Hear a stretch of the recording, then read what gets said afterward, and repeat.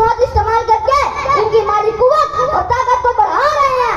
آخر وجہ یہاں آخر ایسا کیوں ہو رہا ہے؟ کیا معاذ اللہ کہیں ہمارا ایمان تو کمزور نہیں ہو گیا؟ کیا کہیں نبی پاک صلی اللہ علیہ وسلم کی ہمارے دلوں میں کمی تو نہیں آ گئی؟ کیا جذبہ رحمت اللہ علیہ سے کہیں ہم محروم تو نہیں ہو گئے؟